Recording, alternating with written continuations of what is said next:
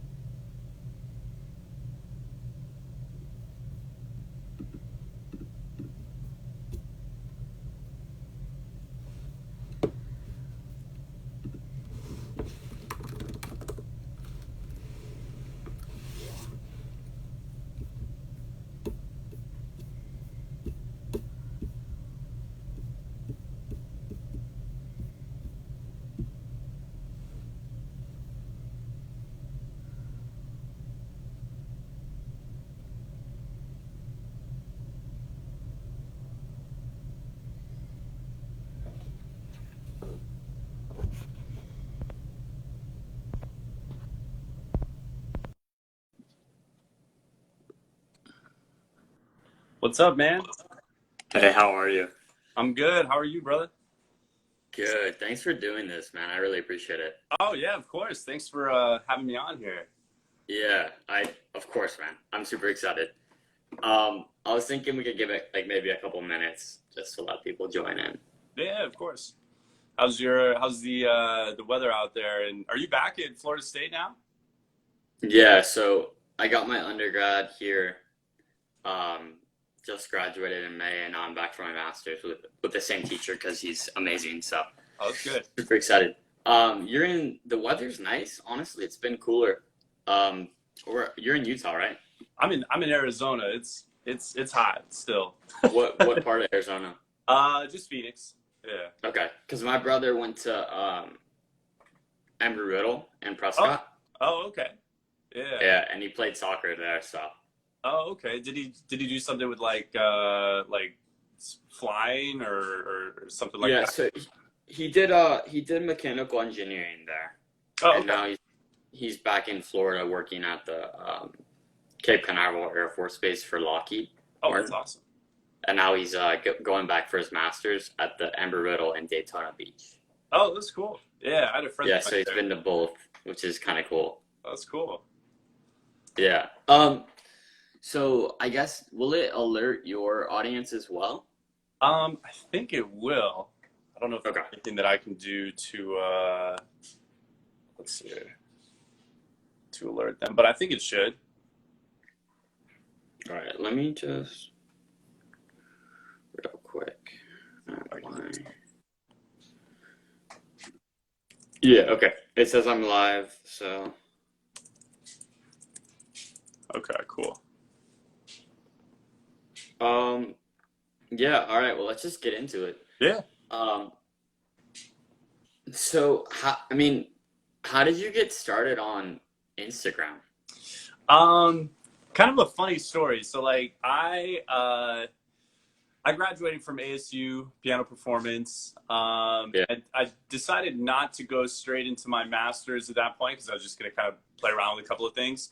But when I kind of got more into teaching and everything, and so I was like, okay, well, I'll start teaching and kind of doing that.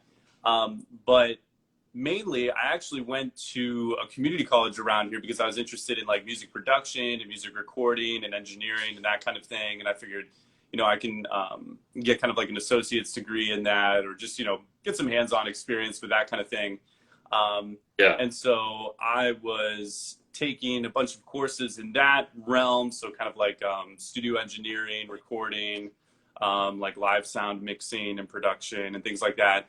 But I was in the class with a lot of other musicians, and most people played an instrument.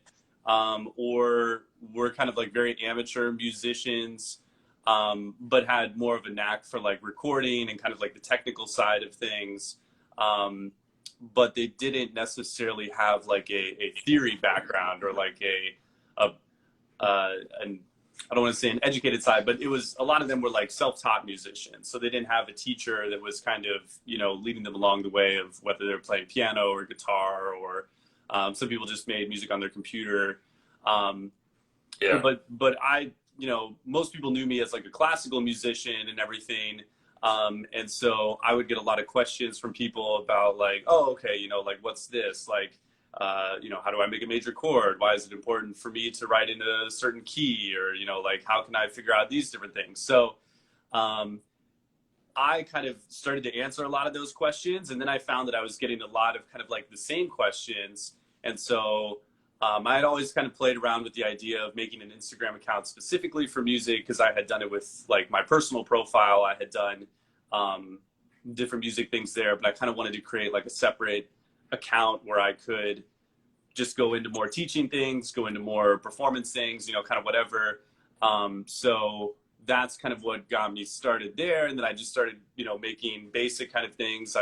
I got involved with a couple of business people in the area, as kind of like a mentorship kind of idea, Yeah. that really kind of encouraged me to do that. And so that's kind of how I started everything with that as well. Yeah, that's awesome. I mean, like, so when you first started playing piano, were you thinking as you like progressed that you were going to take it seriously and go kind of university route or go study at college? Um, at a certain point, I mean, I started playing piano when I was 5, and my parents didn't necessarily press me into lessons, but my dad played the trumpet and he played in kind of like the community college band for fun. He's a pharmacist, but he would always go to the music store to get his trumpet worked on and different, you know, different things with that. And so he would bring me along with him, and he would just see, you know, what I gravitated towards as like as a kid. You know, my parents always thought that I would gravitate like towards the drums or something like that. But even when I was like 4 and 5, I just always went to the keyboards and just was like, you know, I just hit around on them and play on them or whatever, and Yeah. like the sound Yeah. of it. So after that happened so many times, they were like, well, you know, we'll try out music lessons. We'll see if we can get you a piano teacher and just kind of see what happens. And I ended Right. up really liking it, and I was kind of always a competitive person as well, so kind of fed into that. But I I realized around 8th grade, 9th grade, 10th grade, like I started getting into more advanced repertoire and more challenging things, which I really enjoyed. And then right before my senior year, I went to a music camp that was pretty much just like 100%, you know, music all day. I think it was about a two week camp up at Denver University in Denver, Colorado, um, Yeah. and was really kind of thrown into being. It essentially was kind of being a music major for 2 weeks, right? I mean, you were living, breathing music, and I really loved it. I really enjoyed it. And at that point, I was like, okay, like this would be something cool to do for college, because I was still kind of undecided about what I wanted to do. Um, so that's kind of what sparked my interest as to like, you know, it'd be cool to be doing this all day. Yeah. So I mean, were you were you playing like sports or anything else? Did you have anything else that like you were like super passionate about when you're growing up? Oh yeah, yeah. So I love to play basketball. Basketball and piano was pretty much like my life as like a kid. Like I played basketball probably from around the same age of like 5 and 6. Um, always, you know, I was always competitive. I was doing club. I did a couple club teams. I always played in, you know, middle school, high school. Played high school basketball. So I really loved doing that. I loved like the competitive atmosphere and kind of like athletics. I did other sports too. I did golf and track and cross country and that. But those were more almost as like a physical kind of preparation for basketball that we had to do in other sports. So, um, but yeah, I mean, I was really into basketball, and I still enjoy going to play basketball and watching basketball on TV and everything. Yeah. So I'm a big sports person as well. But yeah. Yeah. I mean, for me, like the sports kind of helped a lot with music, Yeah. and that kind of just mindset and just a sort of way of approaching life, I think, and in general. But so you went to ASU, Hmm. and then you got an associate's degree, right? Right. And now, so are you teaching privately as well? Yeah. So right now I have about 50 to 55 students that I see privately on a weekly basis. That's a Um, lot. Wow. yeah, so it's pretty crazy. It took me a while to kind of build that up. I'd say it probably took maybe like a year or so. I also work at a studio, so that kind of helps out as well. So it's about like two-thirds private and one-third at the studio at this point. Um, Yeah. but but yeah, so I really enjoyed doing that and was able to kind of step into that role and I wasn't sure about teaching honestly to start. Like I was like, oh, I'll always kind of be a performer and I like performing and but I had the opportunity to kind of like sub in for somebody as a teacher and just kind of really ended up enjoying it and kind of stuck with it. And it was, it's another one of those things you just kind of work at and you learn new things all the time. And so it's another kind of process. Right. Pretty cool. Right. Yeah. I mean, so like, are you actively working on repertoire right now as well, or? Yeah, I mean, I would say I try to learn some of my students' repertoire. So sometimes I'll be Right. working on that. I am working on a couple of things on my own just for fun and kind of improvement in that area. Nothing huge necessarily, like a lot of kind of different etudes or kind of shorter pieces. Working on a couple Chopin etudes, a Liszt etude, a shorter piece by Metner. So I'm I love still kind of, Medner, yeah. yeah, My Metner's friend underrated. loves Medner. Yeah, Both of my roommates love Russian music. yeah, yeah. No, I think So I it's think great. Metner's super underrated. I don't think many people Agreed.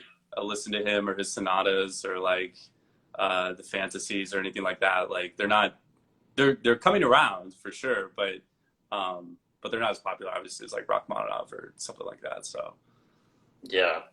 Yeah. I mean, that must be tough though, like teaching that many students, with time and also practicing and like having a life. Like I'm sure that's like difficult for you.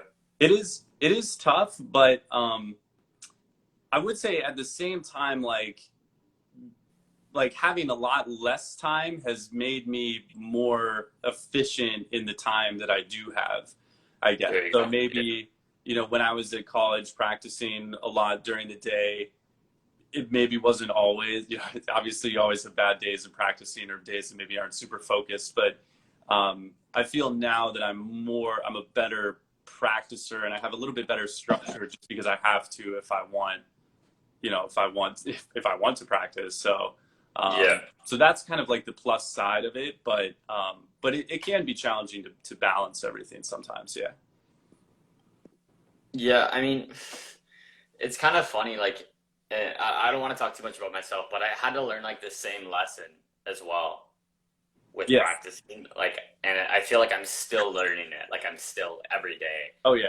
but about like time spent at the piano doesn't equal the amount of results you're going to get, or like it's not equivalent to or proportional to the results. It's also very much about the mental side and listening. Those are like the two key components that you can't separate, from playing and from getting good, I think. So Oh at yeah. least that's been my experience, and that's been a big lesson for me, for my teacher. So Yeah. No, no. I mean, like, if you're checked out during practicing, I mean, a lot of people kind of underestimate what you could accomplish in like 25 or 30 minutes of practicing. Um, like if you have a certain objective or a certain spot or something that you're struggling with, I mean, even if like there'll be times where I have a student cancel or something shifts in my schedule and all of a sudden I have, a 30-minute block or something that I can yeah, practice and it's like, yes, now I feel I can handle that better. Whereas previously, maybe I wouldn't be able to handle it as better. But yeah, it's always an ongoing process, and I think that's kind of what's kind of cool about it too. So yeah. And it's like, um, I was so just for like probably and I guess I gotta go and practice at like 4:45. Oh yeah. My time is that cool with you if we Yeah. end it? And I was thinking maybe at the end we could open up like question Q&A for like 10 minutes or so. Yeah, for sure. No, that's Is cool. that cool? Yeah, If absolutely. anybody has questions about like anything, Yeah, and you can always just throw them in the chat too. We'll, we can answer them during or at the end or whatever. Like, can you see the chat? yeah, I can see the chat. Okay, perfect. Yeah, so I mean, in like in high school, in elementary school, like middle school, growing up, were you really focused on piano, or did it kind of develop for you? It kind of developed, but I was also pretty blessed to have a great teacher. I had the same teacher from kindergarten to the end of high school. So she's like my second mom at this point. In Um, Arizona? yeah, and Yeah. so um, but I was blessed that there were a lot of people in her studio that she was teaching that were playing at like a higher level. They were playing like a lot of advanced repertoire. So I remember sitting as like, fourth, fifth, sixth grader, listening to like people that were like a senior in high school or ready to graduate into college, listening to the pieces that they were playing and thinking like, yeah, like that piece is really cool. I want to play that sometime. Like, so there was always kind of a motivational element from it that I just really enjoyed listening to other things and wanted to, learn them. And so that was pretty cool. Yeah, do you want to take that question now? Yeah, yeah, I can take that. So, what made you guys want to learn how to play the piano? Also, how do you find time to practice your busy schedule? Um, I I started taking lessons as like a little kid, so I mean, it was always kind of ingrained into me as a musician. But I think always just like you can kind of hear the piano and everything, and I think that that's one of the things that like the piano is like a true solo instrument. Like you could hear a rock song or a rap song or you know anything really, and it could translate over to the piano pretty easily, Yeah. rather than not to hate on any instrumentalists, but sometimes it's harder with some of the other instruments to do it, to have like a solo kind of feel to it. But I think the piano translates really easily to any genre of music that you would want to do. So I think that while I really loved classical music, I think that I also enjoyed other types of music and could see the piano in that, and that always kind of was something that made me want to continue to play. As far as finding practice time in the scheduling, that's always really hard. I try to schedule out my days before the day happens. So I'll try to There you schedule go. out my day like the night before, because usually my schedule is pretty fluid where I can't do it to like a week out or something like that. Um, but I'll try to do the hardest thing that I need to in the morning, or I'll practice at night too.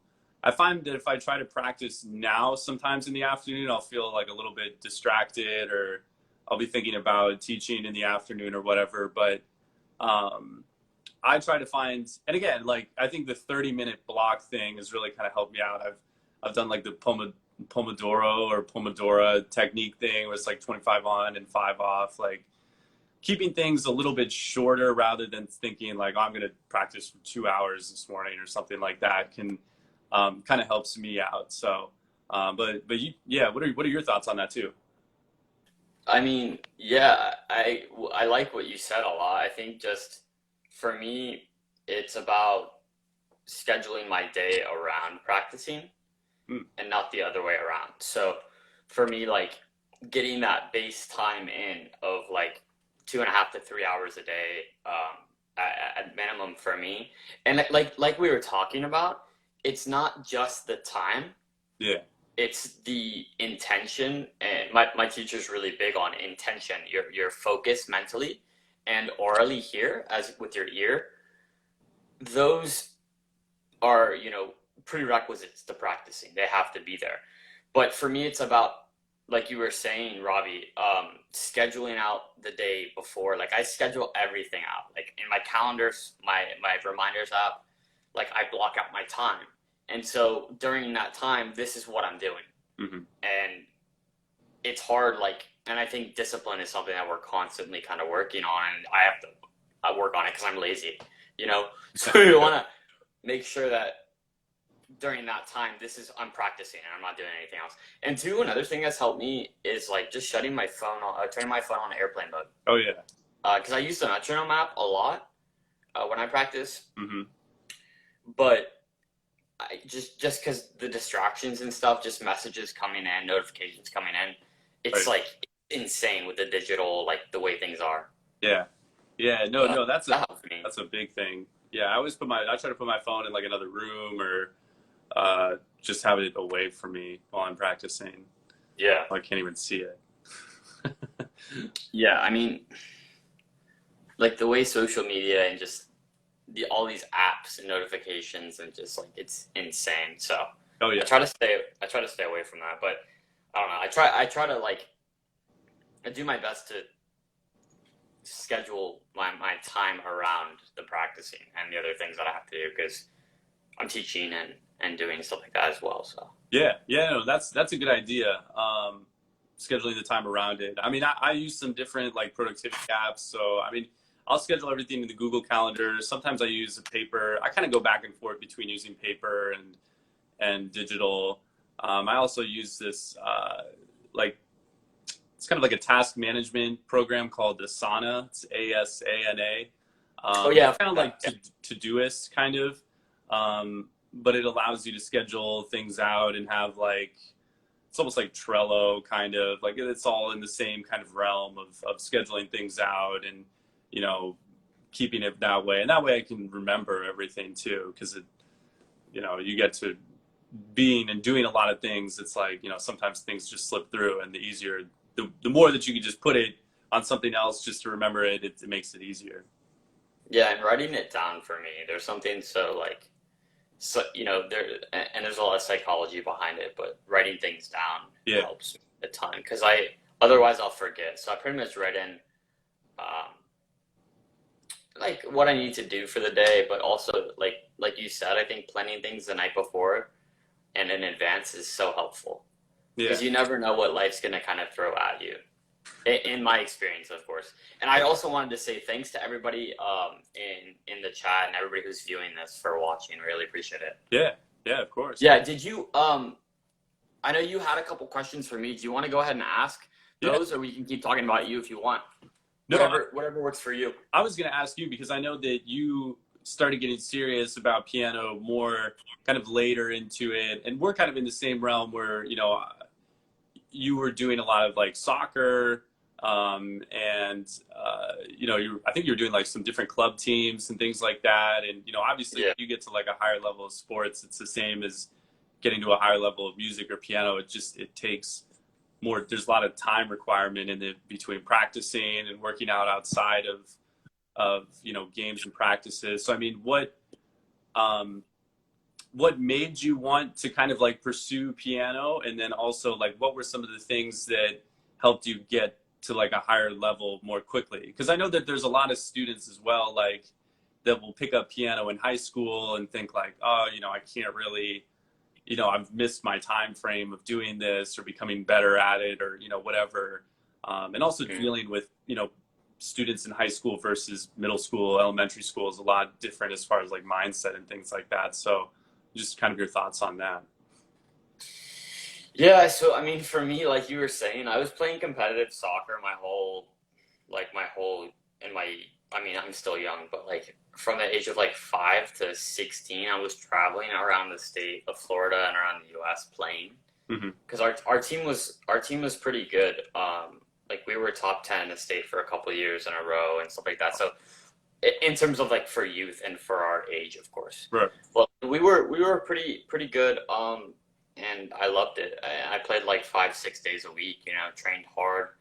Um, put the time in, a couple hours a day, like we were talking about. Same thing with piano, or same thing with I think anything, maybe at a high level. But Right.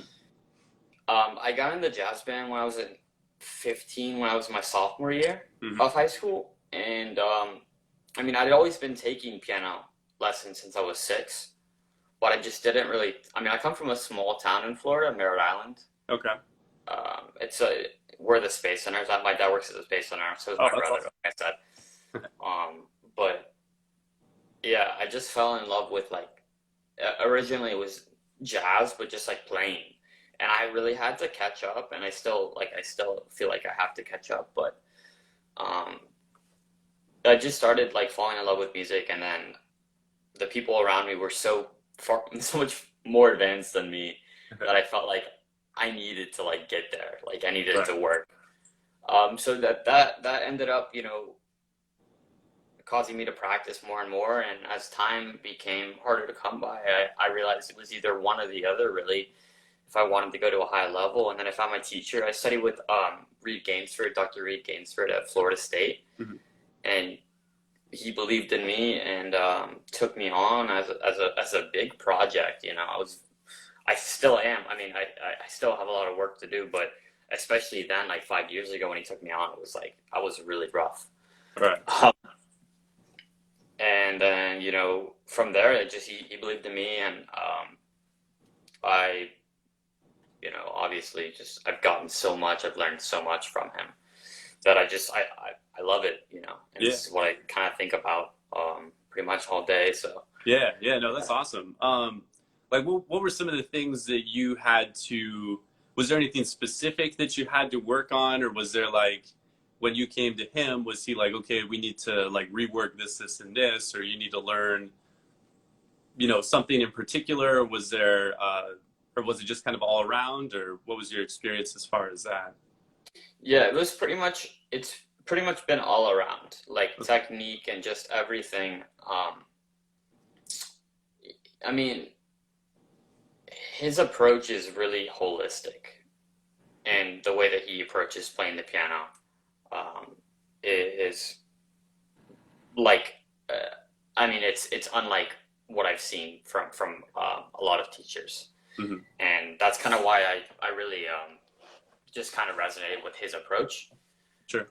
And I appreciate he's very honest, and so that resonated with me. But yeah, I had to rework my technique. A big thing, and something again with all this, I'm just still learning and growing with it. But For sure. a big thing too is pulse. Yeah. I like because I tend to be I tend to be fairly expressive when I play, Hmm. and that sometimes comes at the cost of the actual pulse. That's You true. feel that pulse. So I've had to work really on that with him a lot, and tension. Like I feel like I've played in the past and still sometimes with a lot of tension. So I've really been working on that. But I would say technique, tension, pulse. Those are like the main things that we've been working on.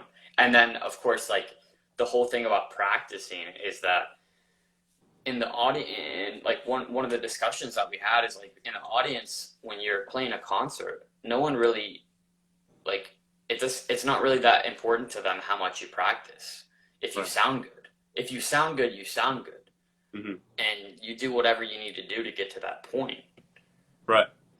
But no one's gonna ask you if you sound good. No one's gonna ask you. I mean, I've never had somebody if you're really if the sound is good, people generally don't ask how many hours you practice. You know, unless they're like, yeah. So I mean, and dude, I've had some catastrophic fails on stage, which just Yeah, I feel it. keeps me humble. And I think it's important to stay humble because I don't feel like I know very much. I feel like I'm just learning everything. Yeah, it's kind of a it's a little bit of a tough mindset to adopt, but I mean, because I was in the same boat when I went to ASU. Like, I we spent the first probably like month I spent working with my professor, Dr. Baruch Meyer, um, on just like redoing like all my tech, like a lot of like weight management and tension and like um, Yeah. freedom and flexibility was like what we really worked on from the very beginning. So I mean, we spent the first month just playing scales. Like I didn't even really work on repertoire for the first like probably month or month and a half that I was with him. We just worked on scales, arpeggios, like weight distribution, freedom, flexibility. And to be honest, it sucked. Like it kind of sucked like for a bit, but I knew that it was, it was what you had to go through to get to that next level. So I mean, even though it Yeah. wasn't fun not playing repertoire or not, doing these different things. It was a learning process, and I came out 1,000% better after that than what it was. But I mean, I'm sure you're surrounded by amazing people and amazing musicians at music schools, and it's I always, since I'm a big kind of sports person, I always compare it to my friends. It's probably the same for you, but like, there's, as a master's student or as an undergraduate student in your studio, there's probably other master's students or doctoral students that are studying. Yeah. So I mean, it's kind of like if you're a high school, I mean, you could say like a high school basketball or soccer player, and you've got people that that are your peers that are playing in the college level or even in the MLS or the NBA that are sitting around you, kind of also there with you. So I mean, it's very interesting. You can't really compare yourself to anyone else because everyone is, so far along in their journey and, in different places. And so, you really kind of have to focus on your own craft and like, just, you can't let other outside influences kind of, you can be motivated by them or something like that, but you can't let that kind of, crash down on you necessarily. Yeah. And I think too, mindset's huge, Oh yeah. And it's something that is not, at least for me, it's not something that's like explicitly taught per se, but I think what we're kind of talking about here is like the growth mindset. Oh yeah. And just the idea that, because I don't really believe that you can be, that anybody can be, amazing at anything that they do. Mm-hmm. I'm not one to say like, oh, you can do anything, because I don't think that's necessarily practical. Right. But the idea that, hey, like, let's look at how I can show up better here and how I can improve. Like and I think a good question for me is, what did I learn today? Yeah. Or like, what am I learning from this? And like, let's extract the lessons out and look at that. And I think that sort of process is super important. Like the self-reflection part, Oh yeah. I think has helped me progress more than, I mean, like that part with, having an amazing teacher plus that self-reflection element is, I think that's so important. And the growth mindset is like, it's just all like a big circle.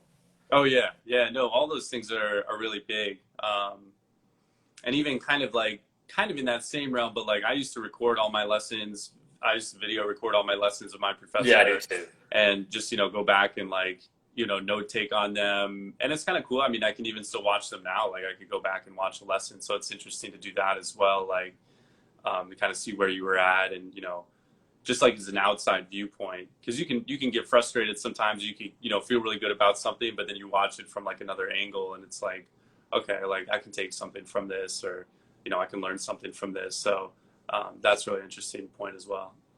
Yeah. I mean, what time is it now? Let me see. We can take, so I got about 10 minutes left. We can, if it's cool with you, take some questions. I think there's only one person watching right now. Yeah, no, yeah. Yeah, we can take but if anybody has any questions, you want to leave them in the chat for us, and we can just keep talking.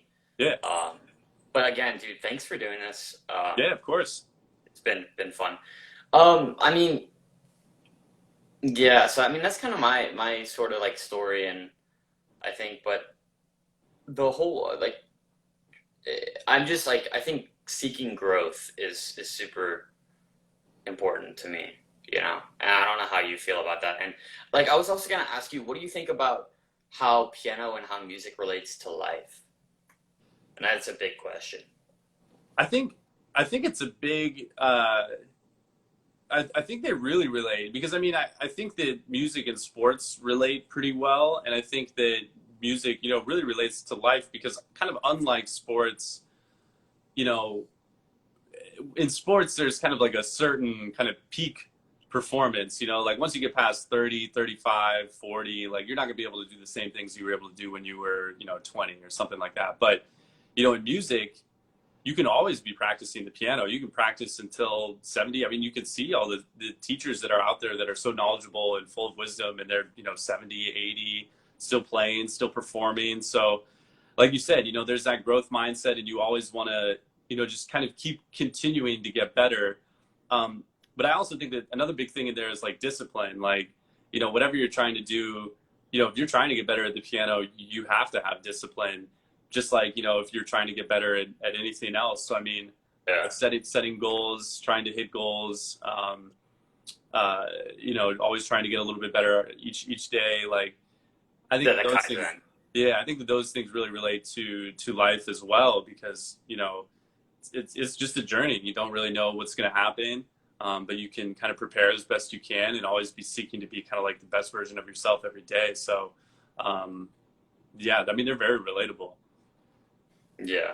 I mean, that's such a, I don't know, it's such that's such a like a big topic. So I'm glad you answered it that way though. That's like, that really resonates with me because the, Kaizen and the idea of, seeking growth and seeking progress Yeah. over perfection has been really big. Yeah. I was gonna ask you too, like, what was you played in an international competition, right? Yeah. Which one did you play in? I played it was the Schlern International Piano Competition. So it was in Schlern, Folsam, Schlern, Italy, just kind of in the Alps. It's in northern Italy, so kind of close to Germany as well, or Austria, I guess it would be. But yeah, I mean, that experience was really cool. That was a goal that I had always wanted to do, and kind of like my senior year when I was at ASU, my professor had relationships with people over there, and so, oh, what's up, Grant?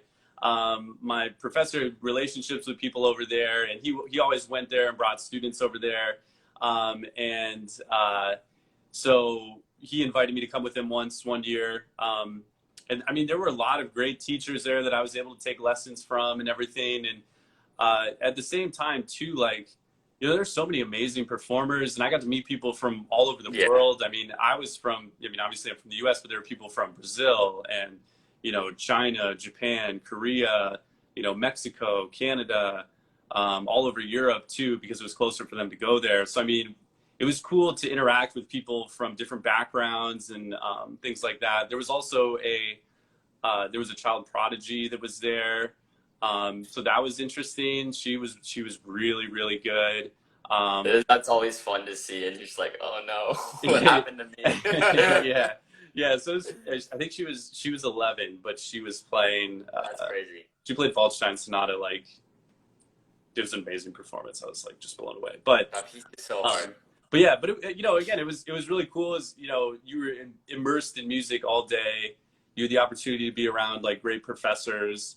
The international competition side of it, again, I actually think because I'm a competitive person and always have been, I think that brought out almost my best performance, kind of. So, I mean, I was really happy with how I played there. I didn't win or anything, but I knew that I had done my best. So I was kind of like, okay, like, there you go. I don't have anything to, regrets or anything like that. So, from that aspect, it was interesting. As opposed to recital where maybe you're performing for the audience in a competition setting, it's more, you against some, other people kind of figuratively. So that kind of brought out that competitive side of me. So that was a really neat aspect. And just being in kind of like a different space, being out of the country, in a whole kind of new area. It's a whole different culture. Like, so it was really neat as far as everything with that. Yeah, that's funny that you said Italy because I was at a festival there 2 years ago, 3 years ago, called the Brancaleone International Music Festival. So it's one of the professors here at FSU, who's I believe the artistic or music director. Sure. But he founded it, and I was there in Pyobiko. It's like a small town in northern Italy, but it was so fun. Yeah. That experience was amazing. We got to play in like castles. We got to play in a castle. Yeah. So it was so fun. Yeah. But what did you play in that festival or in the competition? I played let's see here. I played a Mozart sonata, full Mozart sonata. It was in A major, I believe. I think it was K331. Yeah. I think that's right. Yeah, the rondo. Yeah, it was either 331 or 330. And I played The Graceful Ghost Rag. That was by William Bolcom. Yeah. Um, Yeah. and I was working, I had a bunch of lessons on Chopin Etude Opus 10 number 1 while I was there. So That that piece is was, brutal. yeah, yeah. Um, that piece was really tough. Those were kind of the main pieces that I brought there. I was also working on a few Rachmaninoff preludes that I believe I performed one of them. And I will tell one story from the competition because I think it's really interesting. I always tell this story all the time to my students, but I performed the Graceful Ghost Rag, which is it's not a well-known piece. Have you ever heard of William Bolcom before, or any of his pieces? Yeah. I mean, he has the Serpent. Yeah. The Banshee. Yeah. Um, Yeah. yeah. And so I played it in one of the recitals. I didn't play it in the competition, but I played it in the recital. And Steve Levy was there, who's, I think, an ex-professor of Juilliard, but he currently teaches at the San Francisco Conservatory. But again, I made a few mistakes in it that I wasn't very happy with myself. And so I kind of I finished strong and everything, and then I left the stage. But I was very much in the zone and kind of pissed at myself for not, doing as well as maybe I thought I could. And so Yeah. he was actually there to congratulate me because he had not heard the piece before. He had never heard the piece and thought that it was a really cool piece. But I kind of, in my own stupid, kind of anger, kind of walked by him. I didn't even see him. I didn't even see him because I was just so I'm going to go and practice or whatever, figure this out. Yeah. But he didn't even know the piece. So as far as when he heard it, he thought it was really cool. He didn't even know I made any mistakes or anything like that. And so, one of my friends told me that was there, they were like, yo, you just blew him off. You need to go talk to him and apologize. And I felt so bad. I was like, oh my God. But I think that's a big thing for people. You don't know who the people in the audience are when you're performing. They might have no idea what the piece that you're playing is. So you can't beat yourself up over mistakes. They don't necessarily know that you're making a mistake. So even if you do, you just got to keep going and, just kind of roll with the punches and Yeah.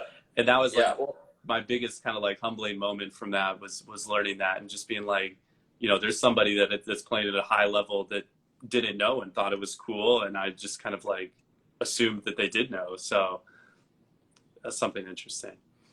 yeah. That's funny because I've had so many. Let me check the time real quick. I've had so many of those experiences. I mean, every performance I can think back to, there's been some kind of mistake or something that I wish didn't happen. So it's I think we're all imperfect and just about kind of learning from that and just keeping going, like you said, and being unfazed because. Too, I mean, sometimes you can fake you can sell it to where it just it seems like it's part of the piece, and you do never know who's listening. So it's too kind of there's an acting sort of element to it as well. I think.